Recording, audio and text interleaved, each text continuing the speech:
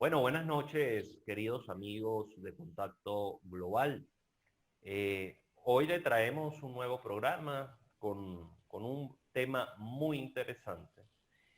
Eh, y para ello hemos invitado a un experto en la materia. Me refiero a la astronomía, me refiero a los planetas, me refiero al universo, al espacio. Para ello nos acompaña hoy desde La Coruña, España, el astrónomo, astrofísico Orlando Naranjo. Muy buenas noches, Orlando. Bienvenido a Contacto Global. Buenas noches, Alejandro. Encantado de estar con ustedes. Gracias, Orlando. Orlando, cuéntanos un poquito sobre tu profesión, sobre qué es la astronomía, un poquito sobre esa trayectoria que tú tienes. Bueno, yo soy profesor jubilado, profesor titular jubilado de la Universidad de los Andes en Mérida, Venezuela. Porque hay la Universidad de los Andes en Bogotá también. Ujú. Y bueno, soy de la Facultad de Ciencias, soy astrofísico y daba clases de física y astronomía. También he sido observador con los telescopios instalados en el Observatorio Nacional de Llano del Hato en Mérida, Estado Mérida, Venezuela, ubicado cerca de Apartaderos, una zona a 3.600 metros. Con esos telescopios he trabajado en la búsqueda de objetos, principalmente objetos cercanos a la Tierra y asteroides y cometas. Con eso he descubierto más de 600 asteroides. Es un cometa que fue muy importante, el cometa Shoemaker-Levy, que por poco lleva mi nombre, pero que ese fue muy importante porque por primera vez se observa como un cometa colisiona contra un planeta que fue el planeta Júpiter. Ah, caramba. Este cometa yo lo descubrí independientemente y soy reconocido a nivel mundial por la Unión Astronómica Internacional como descubridor independiente del cometa Shoemaker-Levy, que colisionó con Júpiter. Eso fue en 1994, De ¿cierto? Eso fue acuerdo, sí, Shoemaker-Levy. se observó por primera vez alrededor de 1992. Correcto, De allí, bueno, 93, se fue correcto, observando hasta que colisionó con el planeta. Estas correcto. observaciones yo las estaba haciendo, esta específicamente, eh, tratando de determinar, ubicar objetos que estuvieran atrapados por el planeta Júpiter. Y de esa manera, bueno, descubrí ese que estaba atrapado. Una consulta, ya que iniciamos hablando del Shoemaker-Levy, aproximadamente qué dimensión, qué tamaño se estima que tenía ese cometa. Bueno, esa es buena pregunta. Eso tenía, el cometa tendría como un kilómetro, pero se fue dividiendo en partes Ujú. debido a un efecto que hay que se conoce como el efecto de Roche. em, Cuando los objetos son circulares es porque ellos están atrapados por su propia gravedad. Pero cuando llegan cerca de otro objeto grande como Júpiter, el planeta ejerce tanta atracción sobre ellos que los descompone. Ok, Entonces, bueno, al final fueron pegando como 20 trozos del cometa sobre Júpiter. se fraccionó. Pero Este tipo de impactos, bueno, lo que pasa es que Júpiter tiene unas características muy diferentes a, por ejemplo, a nuestro planeta, pero ese tipo de impacto generan algún efecto de alteración sobre el planeta, en particular sobre Júpiter, ¿ustedes pudieron observar algún efecto? observamos efectos sobre la atmósfera, ¿verdad? También esos efectos los observamos desde Llano del Hato, donde está ubicado el observatorio, Ujú. pero no es como que le hicieron un pellizco Pues al Júpiter es planeta. muy grande, ¿no? Sí, Júpiter es muy grande y prácticamente eso no influyó en nada sobre el planeta. Correcto.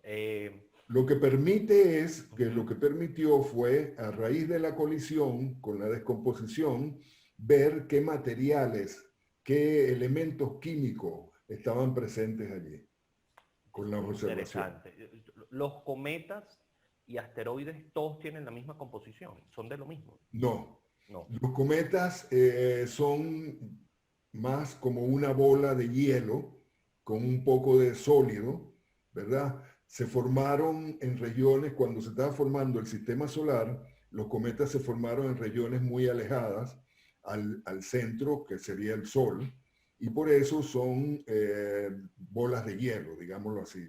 Una de las teorías dice que son bolas de hielo sucias. Los Ok. asteroides son más rocas, son rocosos, son duros y esa es la diferencia.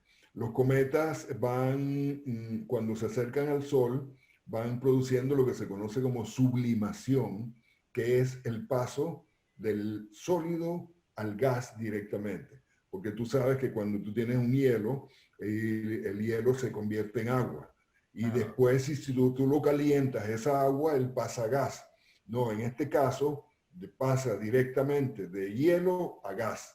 Y eso es lo que se conoce como sublimación. Bueno, en los cometas esa sublimación va formando la cola, como se ve en las fotos que se obtienen de los cometas. En cambio, en los asteroides son rocosos y no se evaporan tan fácilmente como un cometa.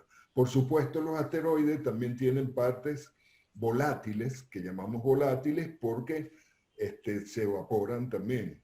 Pero fueron formados cuando se estaba formando el sistema solar, que el sistema solar, la teoría de formación del sistema solar es de una gran nube molecular inmensa, muy grande, que fue presionada posiblemente por el efecto de una supernova, presionó esa nube molecular y de allí empezó a formarse el Sol. Y a medida que el Sol fue calentando y se fue moviendo esa gran nube, a los alrededores se fueron formando los planetas. Eso es así hablándolo rápidamente, ¿no? De la formación del sistema solar. Entonces los asteroides se formaron más cerca del Sol, por eso no son con hielo, y los cometas se formaron mucho más lejos del Sol. Entonces esos son remanentes de los procesos de formación del sistema solar. Por eso el estudio de cometas es importante porque nos dan indicaciones de la composición química y cómo era el comienzo de la formación del sistema solar. Entiendo perfectamente, muy importante lo que estamos hablando. Eh, en torno a este tema, ya que estamos hablando de objetos, ¿cierto? Que son los asteroides, que son los cometas que están en constante órbita por el sistema solar. eh, ¿Qué tan factible es el riesgo de que uno de estos objetos pueda afectar directamente al planeta Tierra? Bueno, como al planeta Tierra diariamente caen toneladas de material del espacio, pero ese material es muy pequeño, no afecta, digamos, la vida en general, ¿no? Y también caen trozos de restos de asteroides y de cometas, que son los llamados los meteoritos. Los meteoritos que pueden ser pequeños, grandes, etcétera, y que pueden formar cráteres este, a la caída sobre la Tierra, ¿no? Se sabe que la extinción de los dinosaurios fue producida por la colisión de un objeto de esto sobre la Tierra, que por cierto cayó en la región de Yucatán, en México. Allí impactó y se produjo la extinción de la mayor cantidad de vida En sobre el la Tierra. planeta. Más o menos cuánto medía ese, fue un asteroide, ¿cierto? Más o menos cuánto medía ese asteroide que cayó en Yucatán. Ese asteroide era más de 500 metros. Imagínate. Sí, Que entonces, que si el Shoemaker Levy hubiera pegado contra la Tierra, acaba con todo. no, hubiera sido un El fin, desastre. el fin. Sí. Claro, actualmente ese es uno de los objetivos de hacer las observaciones, ¿verdad? De este tipo de objetos también, hay dos cosas. Uno observa los cometas, los asteroides y en la búsqueda de ellos para conocer sobre objetos que se formaron junto con el sistema solar y conocer qué ocurrió en esa época, poder sacar teorías sobre sobre la formación del sistema solar, ¿verdad? Y otro es determinar objetos que puedan colisionar con la Tierra. Entonces, con eso hay muchos observatorios en el mundo que están tratando de determinar qué objetos pueden colisionar. Hay un objeto que se espera que en el 2068 es grande, tiene alrededor de 320 metros, que se llama Apophis. Es un objeto, un asteroide, que puede colisionar con la Tierra. Ya ha sido observado, nosotros lo observamos el año antes pasado, en el 2017, en su último paso cerca de la Tierra, lo observamos desde Llano del Hato. Fuimos, por cierto, uno de los pocos que los observaron en ese paso, y eso permitió determinar bien la órbita del cometa. Todos estos objetos se mueven como se mueve un planeta, digamos, en ciertas órbitas que son elípticas, no son circulares, y que se mueven alrededor del Sol con el Sol en uno de sus focos. Entonces, estos objetos también, debido a la atracción con los planetas y también otros efectos que produce la radiación solar, se van moviendo fuera de su órbita y pueden llegar a colisionar con la Tierra. Pero no es que la Tierra lo atrae, no hay una energía en la Tierra que lo atraiga. Si llega a una zona, la Tierra también contribuye en su atracción.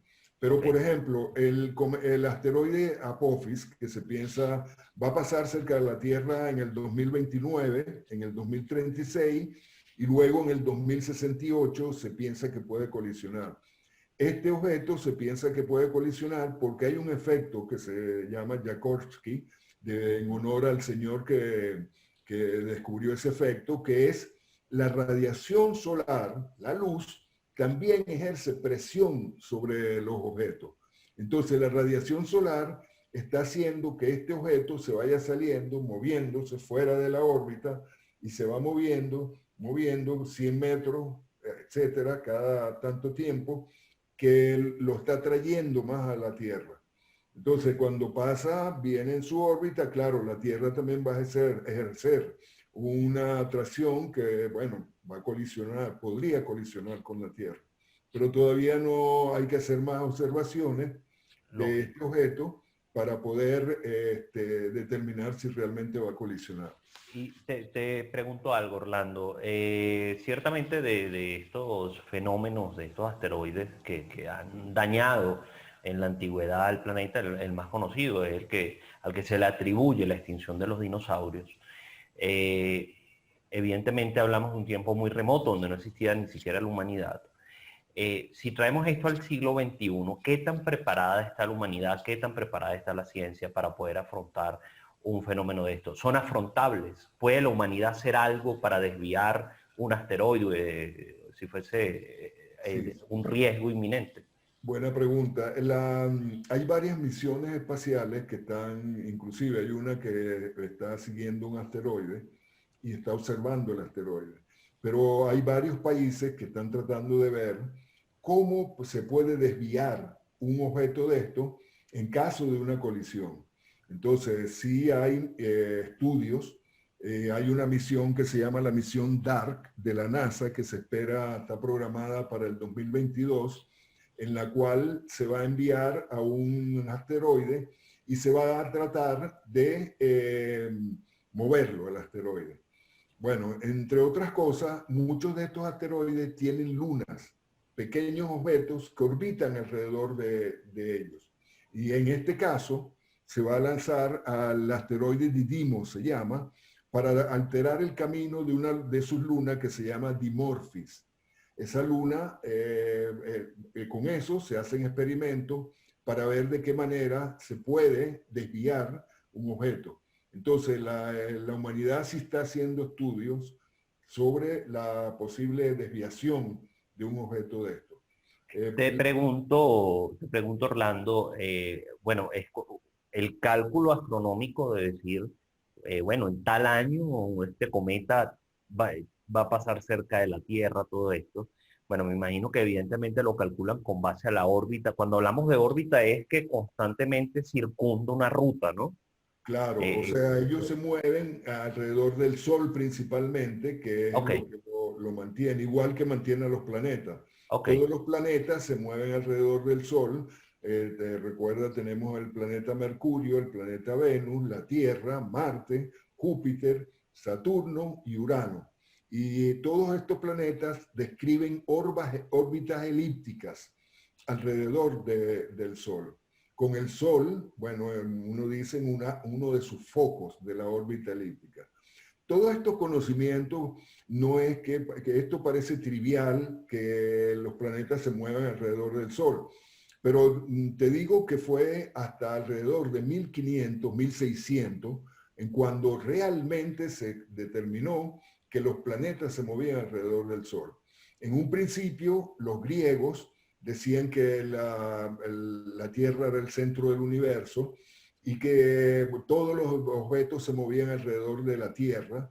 Y así esto ocurrió a un señor Aristarco, cerca de la época de Pitágoras, que él decía que no, que la Tierra realmente se movía sobre un eje. Él duraba 24 horas porque ella rotaba sobre él. En esa época lo rechazaban, que la Tierra se moviera alrededor de un eje, y no fue sino hasta el comienzo de la era cristiana, Ujú. cuando se empezaron a observar las estrellas y se hicieron catálogos de estrellas que permitían observar el movimiento real de los planetas sobre el cielo. Correcto. Entonces fue uno de ellos fue Hiparco, que estableció un catálogo de 850 estrellas que permitió ver realmente cómo se iban moviendo los planetas. Entonces, lo primero, hay la teoría geocéntrica, que es la de Ptolomeo. Ujú. Ptolomeo, alrededor de 100 años después de Cristo, más o menos en esa época, un griego, usando los datos de Hiparco y sus propios datos de catálogo de estrellas, él estableció que los planetas se movían alrededor de la Tierra. Esa es la teoría de Ptolomeo, pero no fue sino hasta 1500 que, que, que se estableció que no era así cómo se movían. Este, Correcto. y bueno, fue cuando se establecieron las leyes de Kepler en 1600, alrededor de 1600, que las leyes de Kepler decían que los planetas se mueven en órbitas elípticas alrededor del, del Sol, y con el Sol en uno de sus focos, y describen un movimiento más rápido cuando están cerca del Sol que cuando están alejados. Entonces, bueno, eso se ocurrió alrededor de 1600. Fíjate que desde la época, desde el nacimiento del hombre, desde la creación del hombre, desde 30.000 años antes, hasta 1600, es que se Ujú. sabe que realmente los planetas se mueven alrededor del Sol en órbitas elípticas. Y bueno, eso fue por las observaciones del cielo de la época. Te pregunto, ¿no? Muy interesante lo que estás diciendo y nos ayuda a entender a todas las personas que están viendo Contacto Global en este momento, un poquito sobre el funcionamiento del sistema solar, que seguramente se repite a lo largo de la galaxia y del universo. Algo similar seguramente debe funcionar en otros sistemas solares. Eh, los planetas, puntualmente, o sea, ¿qué es lo que determina que uno de estos astros es un planeta? Bueno, eso lo determina su forma. Y Ok. también a nosotros nos habían enseñado en nuestra época que existían 9 planetas. Ujú. Lo que te mencioné más Plutón. Ok, Bueno, llegó un momento con las observaciones, a medida que se mejoraban los telescopios, se mejoraban los equipos, se observan más lejos, se observan objetos más distantes, se descubren más objetos, se descubrió que había muchos objetos orbitando cerca de Plutón. Entonces, en ese momento la Unión Astronómica Internacional dijo, bueno, se están descubriendo más planetas, ¿qué hacemos como Plutón? ¿Seguimos numerando los planetas o establecemos una definición, otra definición? Y en ese momento prefirieron no seguir numerando planetas, porque si no lleváramos ya como 30 planetas, imagínate. porque la definición de un planeta es que no hay otros objetos circulando, esa es una de las definiciones, circulando en su órbita alrededor del Sol, no hay otros objetos. En el caso de Plutón, por ejemplo, hay muchos objetos como Plutón circulando alrededor del Sol. Otra es que por su propia atracción gravitacional mantienen una forma esférica y esa es otra de las condiciones que debe cumplir para ser un planeta. O sea, que no hayan otros objetos alrededor en la misma órbita, más o menos cercana, y que además tengan esa forma esférica. Y es un tema muy importante, ya que estás hablando de esto, bueno, los planetas tienen las lunas, ¿no? No todos tienen lunas. Por ejemplo, el Correcto. nuestro tiene una. No, bueno, los Concretamente, planetas ¿qué son las también lunas? los diferenciamos por planetas rocosos y Ok, planetas gaseosos. ok. Los planetas rocosos son Mercurio, Venus, la Tierra, Marte, son planetas rocosos. De ahí en adelante, Júpiter, Saturno, Urano, Neptuno, son planetas gaseosos. Entonces, bueno, ya esa es una pequeña diferencia. La otra diferencia es que algunos tienen muchas lunas, los más grandes tienen muchas lunas, y los pequeños, como Mercurio y Venus, no tienen luna. La Tierra tiene una sola luna. Entonces, las lunas son producto, en algunos casos, de colisiones que ha habido con el planeta o atrapadas como un asteroide que ha sido atrapado por una de ellas. En el sistema solar tenemos planetas, tenemos lunas, tenemos asteroides, tenemos cometas y Ujú. muchos de esos restos de esos cometas son los meteoritos y de asteroides que llegan sobre la Tierra. Ok, Los, los asteroides principalmente orbitan en una órbita como planetas alrededor del Sol, pero en una órbita que se encuentra entre Júpiter, entre Marte y Júpiter. Entre el planeta Marte y el planeta Júpiter orbitan la mayoría de los asteroides. Todos esos objetos se conocen como, también como planetas menores, que son los asteroides y los cometas, y hay otros objetos más pequeños también más allá. Hay otro cinturón que está cerca de Neptuno, otro cinturón de objetos, pero son mucho más grandes. Ahora, correcto. otro de los temas que también yo trabajo, que estoy Ujú. trabajando, es sobre las estrellas tipo solar. O sea, se han descubierto otras estrellas dentro de la galaxia que son estrellas parecidas al Sol. Ok, ok, ok. Ya te iba a preguntar qué definías tu tipo solar, si era porque había un sistema en torno a ella o precisamente por tener semejanza al Sol de nuestro Sí, sistema. semejanza al Sol, tanto en la composición como en el tamaño, por eso son tipo solar, se conocen como estrellas tipo solar. La temperatura las define, la misma temperatura muy cercanas a las del Sol, la composición es parecida a la del Sol, y Ujú. además se han descubierto planetas alrededor de esas estrellas. Esos planetas se conocen como exoplanetas.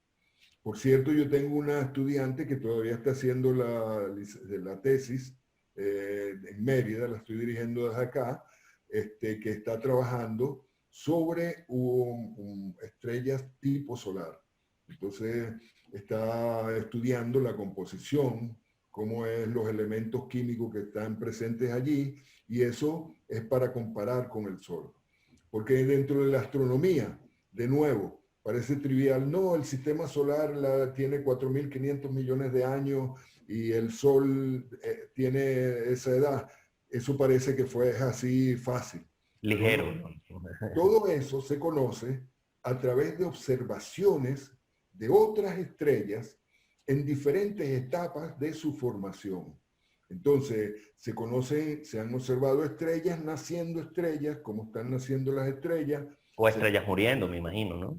Exacto. Entonces, de allí es que a la observación, porque nadie estuvo en el momento que se estaba formando el sistema solar. Lógico. Entonces, tú tienes que hacer observaciones de objetos que están en diferentes etapas evolutivas, como las que pasó el Sol, para poder llegar a teorías que dicen que, como te dije al principio, con esa teoría de la formación del sistema solar. Bueno, de hecho a eso iba, porque fíjate que estábamos hablando ahorita del nacimiento y muerte de estrellas. Y es precisamente, en el caso de nuestro sistema solar, es el centro energético, la fuente de vida de los planetas y de todo lo que en torno a ellos exista. Evidentemente, todo lo que nace muere algún día. Ajá. Ah, ¿qué va a pasar cuando el sol de nuestro sistema se apague? Claro, es una forma de decir, ¿verdad? Porque tiene que tener vida algo para poder nacer y morir. Pero es una Eh, forma de decir el fin, digamos, del objeto. sí, ¿Cómo será el indiscutiblemente. objeto? Entonces, bueno, las estrellas, como más o menos al comienzo te decía, que se forman de nubes moleculares, nubes grandes, gaseosas, van comprimiéndose hasta que dan origen a la estrella central y de allí se van formando los planetas. Luego que se tiene la energía que produce el Sol es debido a la transformación del hidrógeno, que es uno de los elementos químicos, el mejor dicho, el elemento químico más numeroso en el universo es el hidrógeno. Entonces, en el centro del Sol hay reacciones químicas que están transformando hidrógeno en helio.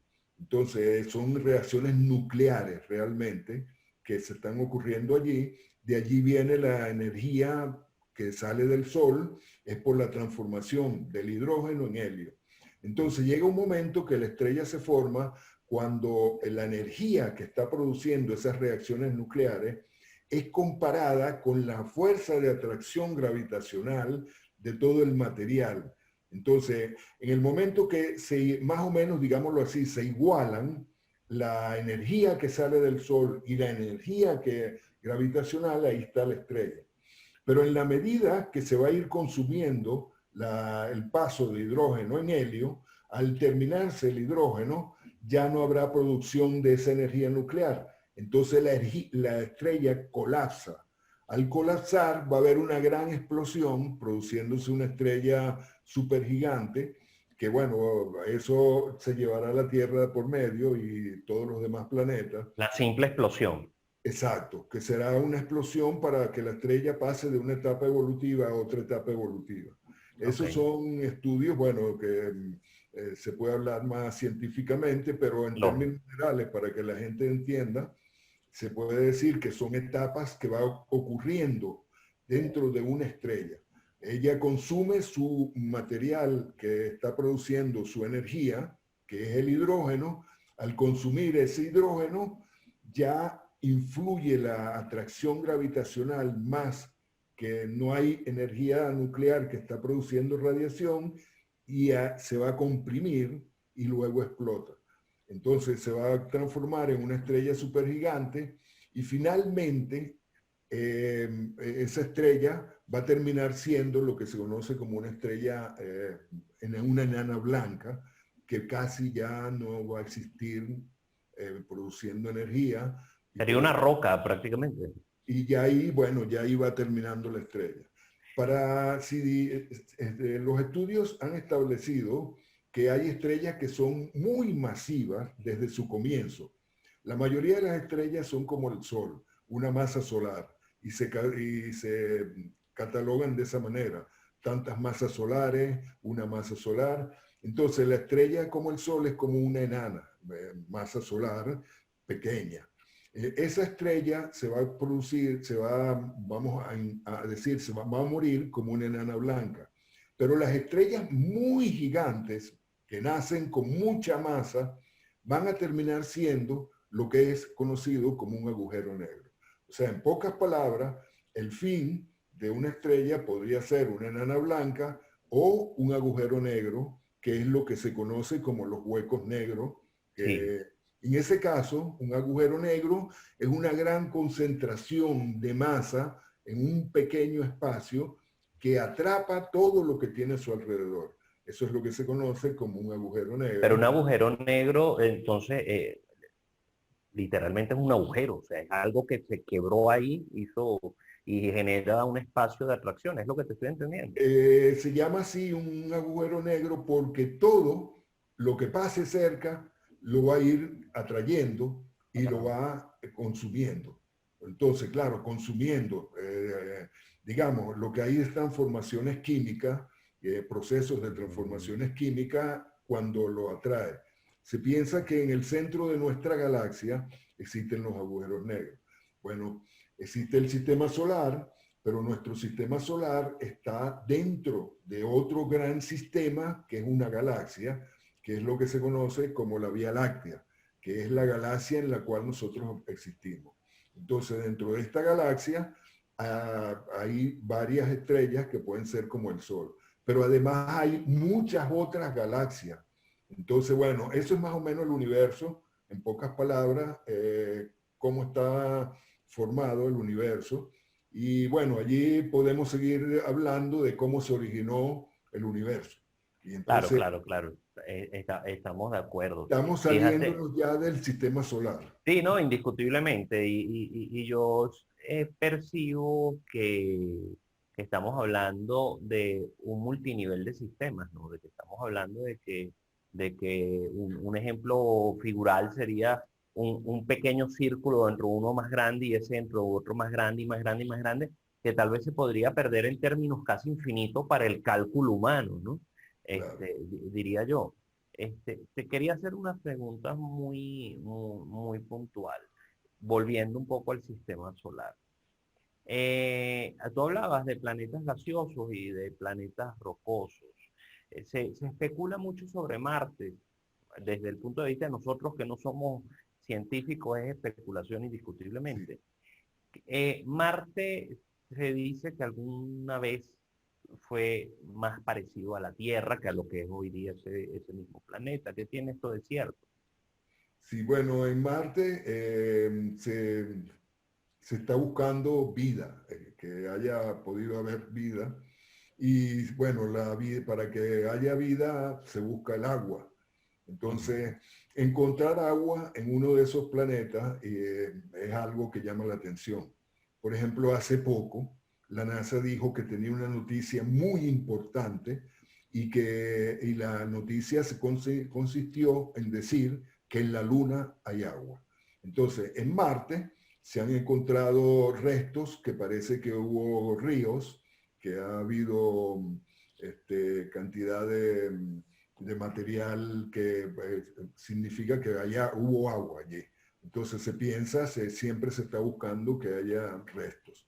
Ahora, ¿por qué el hombre está tratando de estudiar Marte? Es una forma del hombre, de la propia humanidad, de irse hacia afuera. Porque Ujú. estamos entendiendo que también la Tierra, un día el Sol va a afectar mucho. Y bueno, es una forma también de estudiar Marte como la idea de irse abriendo hacia otros planetas y colonizando otros planetas y otros lugares. Y bueno, de ahí viene la idea de por qué se trata de ir más allá y se trata de ir a Marte. Incluso se ha acuñado el término de terraformación, ¿cierto? Para Marte. ¿Es viable eso, la terraformación? Bueno, terraformación, la mayoría, estos planetas rocosos se formaron cerca del Sol. O Ok. sea, eso significa que el Sol, cuando estábamos hablando de la nebulosa gigante que dio origen al Sol, el Sol se formó en el centro, ¿verdad? Empezaron las reacciones nucleares en el centro del Sol, empezaron los planetas a formarse. Como los planetas se formaron más cercanos, los rocosos se formaron más cercanos al Sol, ellos, los volátiles, lo fueron eliminando. Entonces, tienen más roca por el hecho de que tenían más calor en esa zona. O sea, es como decir, los más cercanos al Sol eran más calientes y por eso son más rocosos. En cambio, los más alejados todavía conservaron los gases y los elementos que llamamos volátiles. Cuando decimos volátiles, es que fácilmente pueden escapar por el efecto del calentamiento. Entonces esos planetas por eso son más gaseosos, porque se formaron más allá. Por eso la diferencia también entre los cometas y los asteroides.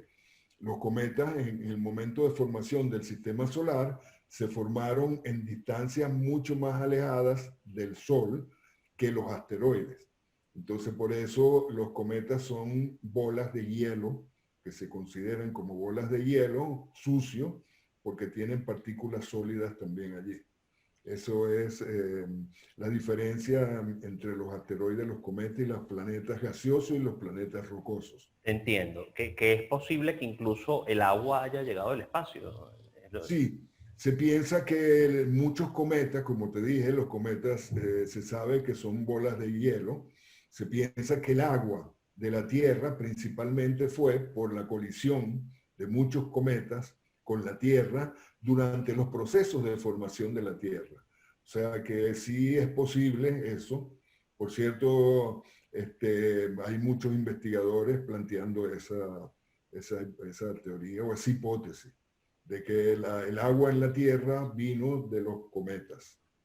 De hecho, con eso que estás diciendo te quiero hacer una analogía muy importante porque ¿cómo funcionan los cometas y los asteroides fuera del sistema solar? Pueden tener características similares, porque tú me comienzas diciendo que, bueno, que giran en torno al Sol, lo asocias mucho al Sol, pero fuera de este sistema solar, ¿cómo funcionan estos sistemas? ¿Y por qué te digo esto? Porque si estamos concluyendo que el agua vino del espacio, es factible que encontremos planetas similares a la Tierra en otras partes del universo, ¿no? De acuerdo. En esas estrellas tipo solar que se están estudiando, principalmente se busca una zona de habitabilidad que se conoce, que es una zona que estaría cercana a la Tierra, a la estrella, más o menos en la zona que se encuentra la Tierra en el sistema solar. O sea, se están buscando tierras, digámoslo así, en otras estrellas, para, claro, buscar también, el hombre anda buscando que haya vida en otras estrellas también. Entonces, una de las cosas primordiales es que haya vida, pero como la vida terrestre. O sea, porque puede haber vida como se formó inicialmente en la Tierra, que primero fueron las células y así poco a poco hasta que se fue formando el hombre, con la unión de las moléculas, primero los átomos y el hombre está constituido de muchas moléculas. Y bueno, asimismo se está buscando en otros planetas, en otras estrellas, la zona de habitabilidad.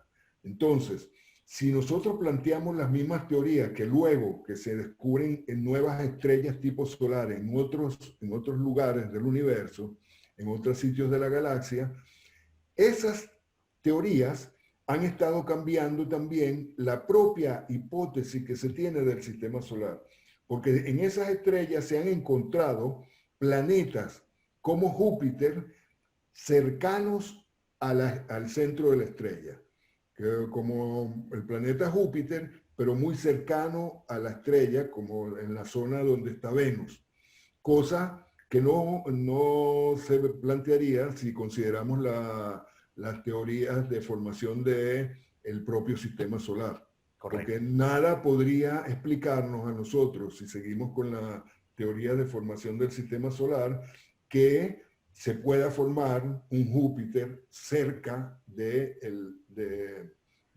Sol. O sea, por lo mismo el tamaño, los gases, la teoría que ya hemos hablado de eso, no justificaría pues la formación de un tipo de planeta en esa zona. Entonces esto también cambia un poco, los conocimientos que se hacen con esas observaciones cambian un poco las hipótesis que se tienen y las teorías sobre el origen del sistema solar. Claro, no, te entiendo, y muy importante esto que estás diciendo. Me voy a salir un poquito, Orlando, de lo que es netamente el tema que tú manejas, que es tu fuerte. Y quiero hablar sobre la posibilidad de vida. Tú estabas hablando ahorita de ello y decías que uno está buscando vida semejante, ¿no? Lo cual puede ser una pretensión muy ambiciosa, buscar vida exactamente como la conocemos. Correcto. Pero una persona como tú que está tan familiarizada con el espacio y con sus fenómenos, ¿qué opinión concreta podría tener sobre esta posibilidad real de vida en otras partes del universo? Bueno, vida extraterrestre. Exactamente. No, digamos, no creo que haya vida extraterrestre, ¿verdad? Planteándolo en el sentido de que mucha gente dice, no, aquí hay los platillos voladores y tal, y que puede ser que sean vidas, son unos muñequitos Visitante. visitantes de otro sitio. Bueno, yo no creo en eso en concreto, no Y creo, no has ¿no? tenido ninguna experiencia que te permita creer, que tú hayas No, observado algo. en toda mi vida en el observatorio solo tuve una experiencia que me hizo pensar que era algo, un hecho. Nosotros bajábamos del observatorio, estábamos Ajá, observando un grupo inclusive de profesores y una noche estaba nublada y así cuando hay neblina, que tú ves algo de estrella, tú no puedes trabajar. Y decidimos bajar a Mérida. No fuimos y cuando vamos bajando vemos unas luces como la de la luz de los carros de los policías azules que prenden y apagan en el ajá. cielo. Ah, caramba. Todos lo vimos, un grupo de luces azules prendiendo y apagando. Y nos paramos en un sitio, las luces se pararon por allá y de repente se desaparecieron. Bueno, mi conclusión es que eso era el hombre con maquinarias o como tú quieras, objetos que voladores que estaban haciendo experimentos allá en la zona del observatorio, que dicen que por ahí hay uranio y hay ciertos materiales radioactivos. Esa fue mi conclusión. Ninguno de nosotros llegó a pensar que esos eran seres extraterrestres. Entonces, no creo en esa parte. Lo que sí creo es que puedan existir zonas como zonas de habitabilidad alrededor de otras estrellas que puedan ser semejantes a la nuestra. Ahora, que haya vida como la nuestra, no me lo planteo. Puede ser que se esté formando vida, como se empezó a formar sobre la Tierra. Por ejemplo, en la Tierra, en el sistema solar hay una luna, que es una luna de Saturno, que, que en ella hay mares como de hidrocarburo, y también hay como el Estás origen. hablando de Europa, de la luna Europa Esta es Europa o Miranda. y también está la luna Titania, se me fue el nombre, es Tranquilo, una luna tranquilo. de Saturno ahora, que bueno, esa luna por cierto la estudiamos nosotros. Ajá. Este, Tú dices que tiene océanos. tiene océano. Cuando nosotros hablamos, y perdón que te interrumpo, Orlando, de esta posibilidad de que haya agua en otras partes, nosotros estaríamos encontrando agua igual a como la encontramos acá, con las mismas composiciones. No, esos océanos son océanos como de petróleo, o Ok. sea, precisamente, son de hidrocarburos, o sea, Ujú. son moléculas diferentes. Esos océanos se han observado. Eh, Ah, Titania la luna, ahora se me fue el nombre, pero tranquilo, tranquilo, Orlando. esa luna la estudiamos también con otro de los estudios que hacemos nosotros, en la observación de ocultaciones de estrellas por objetos del sistema solar. Con la ocultación de una estrella por uno de estos objetos, nosotros podemos determinar el diámetro del objeto y podemos también determinar si hay gases en su atmósfera. Bueno, en esta luna determinamos que habían gases sobre su atmósfera y luego la NASA envió un navío que colisionó contra esa luna y observaron que habían mares, pero no mares de agua, mares. Okay. Entonces ahí hay la vida, se cree que hay las condiciones para la vida primigenia, como cuando se empezó a formar la vida sobre la Tierra. Okay. O sea, porque la vida sobre la Tierra fue un ciclo que ocurrió desde que estaban las células, un ciclo biológico que dio origen al final al hombre, pues. O sea, la unión de las moléculas, la unión de los átomos, la unión fue formando a la vida como la que tenemos actualmente. Sabes que me llama poderosamente la atención que un hombre como tú que tiene un estado de conciencia pleno de los fenómenos del universo, y escúchame que caiga en este punto, no crea en la vida extraterrestre, lo cual es válido, ¿no? Totalmente. Pero yo me pongo a preguntar, Orlando, cuando estamos hablando de las dimensiones del universo, estamos hablando de unas dimensiones que nosotros no llegamos a calcular, y hablar de que fenómenos similares, y lo estabas diciendo ahorita, a como cuando comenzó la vida en la Tierra, pueden haber ocurrido en otras partes del universo. Podría haber una evolución, podríamos nosotros ser en este momento los cavernícolas. Claro, podría ser, pero hasta ahora no se ha encontrado... No hay una evidencia, pues, es lo que tú me quieres decir. Evidencia de que pueda... No, en todas las estrellas que se conocen tipo solar, que se siguen estudiando, específicamente hay satélites observando estrellas tipo solar, determinando los planetas que tienen alrededor, que se conocen como exoplanetas. Ya se han encontrado más de 5.000, por allí, alrededor de 5.000 estrellas de ese tipo, y que tienen planetas alrededor. No se ha encontrado exactamente una igual, que tenga un planeta que orbite igual que la Tierra. Porque tú tienes que tener las condiciones, o sea, nosotros tenemos que tener la temperatura justa, la cantidad de agua para, bueno, para nosotros vivir, pues. Y estamos ubicados justo en la Tierra, a la distancia propia del Sol. La inclinación, por cierto, también de la Tierra hace que pueda existir la vida. Porque si la Tierra estuviera así, moviéndose alrededor del Sol, sobre su eje, y además no estuviera inclinada, no tuviéramos durante el año las diferentes estaciones. Y eso hace que se caliente más en un sitio, se enfríe en otro. Pero si tuviéramos solo la Tierra moviéndose exactamente en una órbita alrededor del Sol, perpendicular su eje de rotación con respecto a al eje de la órbita, se calentaría solo una parte de la Tierra y eso no permitiría la vida.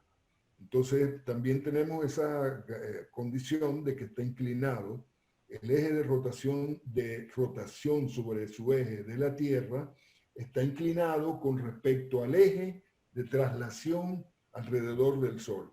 Eso también nos ayuda a que exista la vida. Entonces, también eso es condición de que tendríamos que encontrarnos un planeta que orbite... Que las cumple exactamente igual, prácticamente, ¿cierto? Igual, para que sea vida como nosotros. De que pueda haber vida como una célula, como algo, bacteria. Bacteriano. De ese tipo, puede, si lo que de hecho, creo que pueda ocurrir. De hecho, Orlando, tú debes estar mejor ilustrado en torno a esto que yo. Creo que fue en la Antártida que encontraron un fósil, ¿no? De una bacteria proveniente de fuera del planeta. ¿Esto es cierto lo que estoy diciendo? ¿Conoces el tema?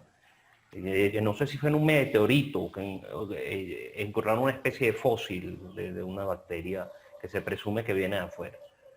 No, No tienes el conocimiento al respecto. conocimiento. Lo que pasa es que, sabes que también dentro del mundo de hoy del Internet, lo que ronda es la especulación. Y eso es un tema muy importante. Sabes que ya que estábamos hablando nuevamente de la Tierra, ya avanzando hacia el final de esta maravillosa entrevista que nos concede desde España, estamos en horas pues diferentes. Hombre, la vinculación de la luna, de nuestra luna con nuestro planeta, se habla mucho que el movimiento de los mares depende de la luna. ¿Esto es cierto? ¿Y por qué ocurre en tal caso? Bueno, por la atracción gravitacional. O sea, la atracción de la luna, hay una fuerza gravitacional. Recuerda que, como te estaba hablando antes, hasta Copérnico, que fue alrededor de 1560, ya es que se establece realmente que los planetas se mueven alrededor del Sol. Correcto. Entonces, y Kepler establece las leyes de Kepler que dicen cómo es el movimiento. Pero es Newton, después alrededor de 1640, que establece la ley de gravitación universal para explicar cómo los planetas se mueven alrededor del Sol. ¿Qué establece la ley de gravitación universal? En pocas palabras, que entre dos cuerpos que tengan masa hay una fuerza de atracción entre ellos. Entonces, la Luna también ejerce fuerza de atracción sobre la Tierra. O sea, los mares, cuando la Luna está en ciertas posiciones, atrae el mar y por eso hay las mareas. O sea, al subir el mar, baja el agua de la costa. Okay. Y por eso es una de las mareas. Y luego, cuando se va, vuelve el agua otra vez. Entonces, claro, hay una fuerza de atracción que también existe sobre la naturaleza en general. Se piensa también que sobre las mujeres ocurre algo de eso, también relacionado con la luna. Ah, caramba. No, De hecho, hay un libro, el no, libro, no, sí, porque a lo mejor te pegan ahí donde estás, ¿no? Ojo, pues no tengas una dama por ahí cerca. De sí. hecho, La de luna hecho. que te decía de Saturno es Titán. Ah, Titán. Titán. Ah, Titán. Claro, Titán es una luna donde se han encontrado las condiciones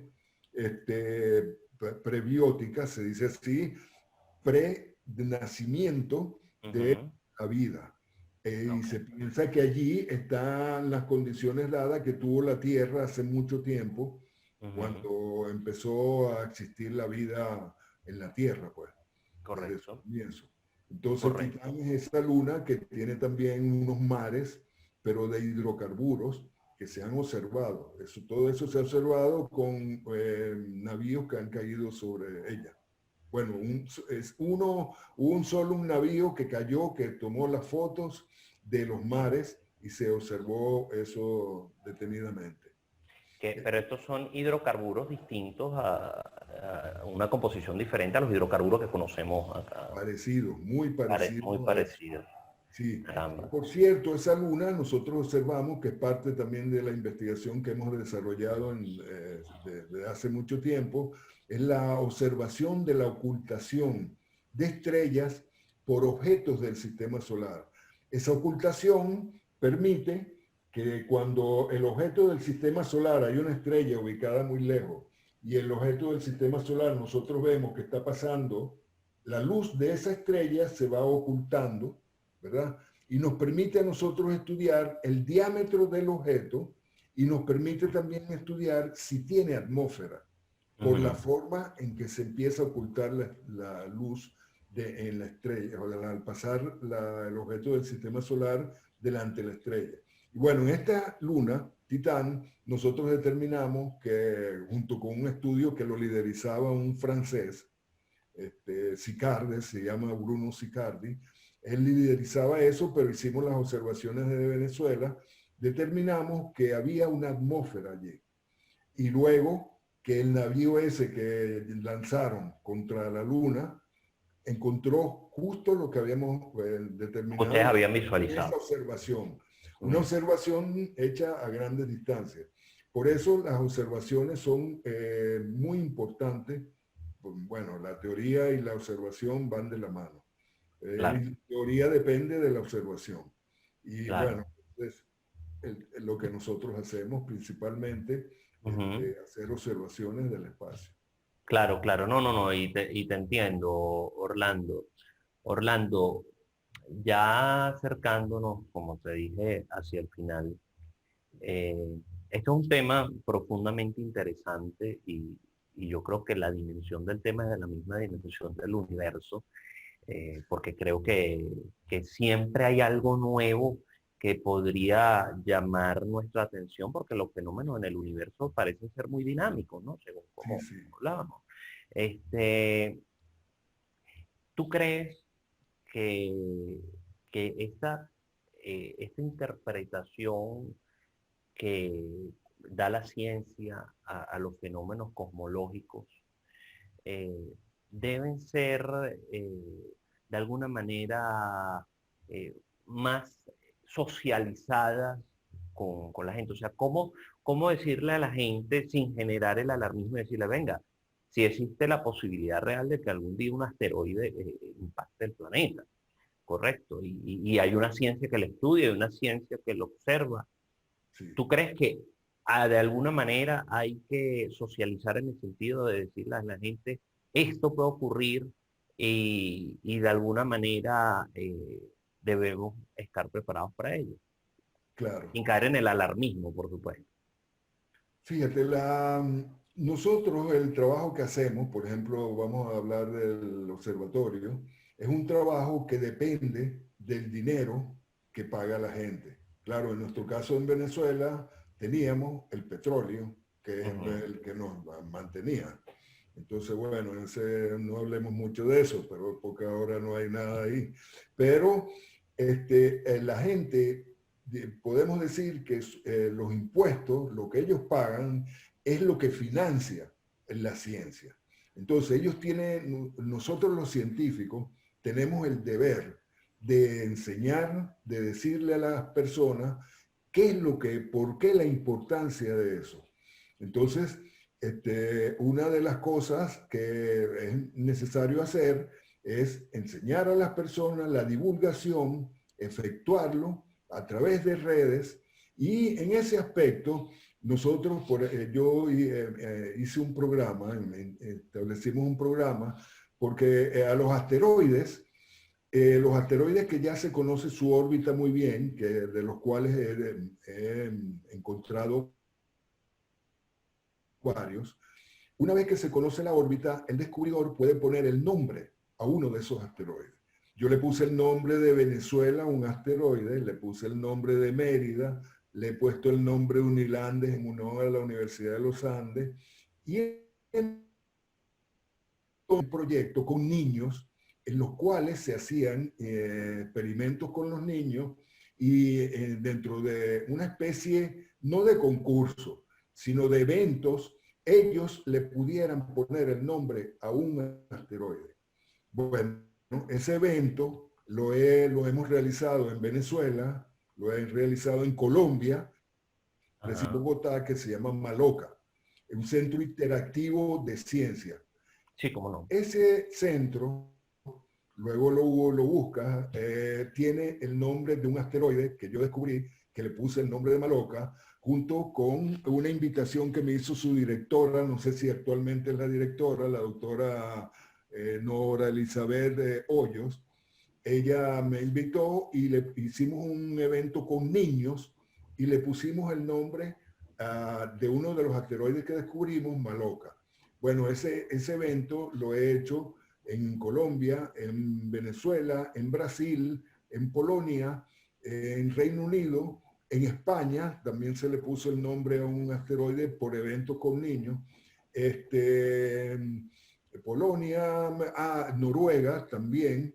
Bueno, en fin, la idea es que de esa manera uno va tanto introduciendo a los niños en la ciencia, incentivándolos para que estudien la ciencia, al mismo tiempo dando a conocer al público qué es lo que estamos haciendo a través de esos eventos, porque esos eventos Por ejemplo, en Polonia, los niños, cuando le pusieron el nombre al asteroide, se comunicaron con un polaco que estaba en la estación espacial. Y Correcto. durante el evento, eso fue algo nacional. Claro, fue en Polonia, no importa. Pero eso permitió que la gente también conociera más y se animara a apoyar a la ciencia. Porque hay también la otra parte que dice, ¿para qué esos estudios? ¿Para qué se envía un navío a Marte? ¿Por qué ese dinero que se gasta? Pero eso tiene su fondo. Claro. Con todos esos estudios también se encuentran otras propiedades y se descubren también equipos que a raíz de la necesidad de usarlo nos sirve a nosotros en la Tierra. No, O sea, tiene, claro, la claro, no, te ciencia entiendo, te tiene entiendo. todo una justificación, pues, de ser que también es necesario que el público lo conozca. Por eso te doy gracias por invitarme a este programa, porque me permite también llevar un poco de conocimiento a la gente en general sobre lo que hacemos, sobre qué hace la ciencia, por qué hay que hacerla. Y bueno, una de las cosas importantes es tratar de detectar objetos que se vengan acercando a la Tierra. Claro, no, Esa es una de las totalmente. más fuertes. Y eso es lo que te iba a decir. La ciencia puede ser la garantía de subsistencia futura de la especie, totalmente, ¿no? Y que Claro. el espacio tiene mucho que aportarnos. Y tal vez algún día nosotros también tengamos algo que aportarle al espacio. Claro. Bueno, Orlando, quería darte las gracias por tu tiempo. Estamos hablando con Orlando Naranjo, quien nos acompaña desde La Coruña, España. Orlando, si la gente te quiere buscar en redes sociales, ¿cómo te puede encontrar? Bueno, mi correo es Ajá, naranjoula@gmail.com. perfecto. Y en Wikipedia puedes buscar mi nombre, que también da un poquito de información sobre lo que he hecho de investigación. Pero Bueno, principalmente a través de eso, este, bueno, del correo electrónico, son bienvenidas cualquier comunicación. Y claro que bueno, a sí, través de eso, bueno, luego sale el WhatsApp, claro que sí. que también puede ser usado. Claro que sí, estoy seguro, Orlando, que vamos a volver a conversar en el futuro y vamos a dar nuevos enfoques y análisis a estos temas de la astronomía. Bueno, yo le doy las gracias a Orlando Naranjo, que nos acompañó desde La Coruña, astrofísico, un experto y descubridor del cometa Shoemaker-Levy. A modo de conclusión, queridos amigos de Contacto Global, yo quiero decir que no todo lo que existe es visible. Nosotros en el día a día no tenemos un telescopio para poder observar los distintos fenómenos del espacio, del universo, pero que no sea así no los hace invisibles. Coexistimos con ellos nos rodean, ellos nos influyen y de alguna manera, como decía Orlando, cuando hablábamos, por ejemplo, de la Luna y su correlación con los mares de la Tierra, influyen sobre nosotros. De tal manera que aquí está el valor de estos temas y mucho más el valor que tiene la ciencia y los científicos que trabajan con estos temas que, como dije hace unos segundos, pueden ser en el futuro una garantía de la subsistencia, de la sobrevivencia de la especie humana más allá de la Tierra. Bueno, queridos amigos, no sé, Orlando, algún mensaje final de despedida. Muchas gracias, Alejandro, por pensar en mí para hablar de estos temas, y me sigo manteniendo a la orden, Claro que sí. porque hay mucha tela que cortar, como dicen. Muchas gracias. La astronomía te permite otros aspectos, nos hemos extendido en muchos aspectos. Nos faltó hablar sobre, por ejemplo, el origen del universo, el Big Bang, por ejemplo. Pero bueno, muchas gracias por tu invitación. Claro que Estamos sí, a la orden. y vamos a volver a hablar en el futuro, Orlando, te lo garantizo. Bueno, queridos amigos de Contacto Global, fue Orlando Naranjo, astrofísico desde La Coruña, España, que nos acompañó en este riquísimo programa del día de hoy. Veremos a Orlando en el futuro seguramente. Será, queridos amigos de Contacto Global, hasta otra entrega. Muy buenas noches para todos. Buenas noches.